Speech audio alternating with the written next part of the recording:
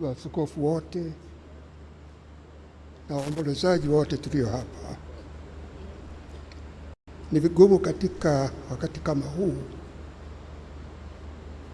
kuweza kuzungumza kitu ambacho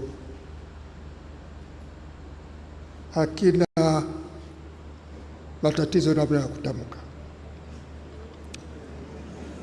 Msiba huu ni msiba mzito sana.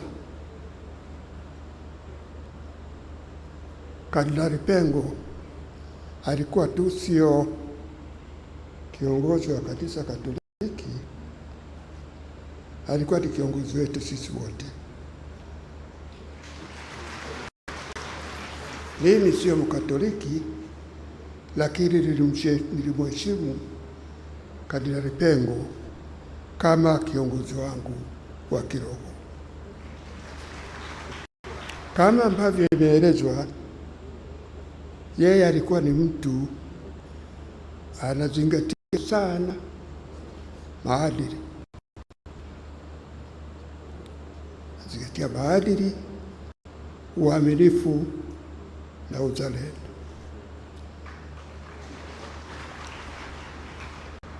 Na kitu ambacho nakumbuka katika haya aliyosema alivyokuwa akituongoza ni neno lake aliyotoa wakati tunamuaga rais wetu wa kwanza Mwalimu Julius Kambarage Nyerere. Ile hotuba aliyoitoa pale ilikuwa tu sio kwa familia ya Mwalimu, sio kwa Wakatoliki, ilikuwa kwa binadamu, kwa Watanzania wote. Na katika kipindi ambacho kimepita, miaka michache ambayo imepita, tumekuwa na matatizo ya kuporomoka kwa maadili katika nchi yetu. Lakini Kardinali Pengo wakati wote alikuwa anatukumbusha umuhimu wa maadili. Ametutoka.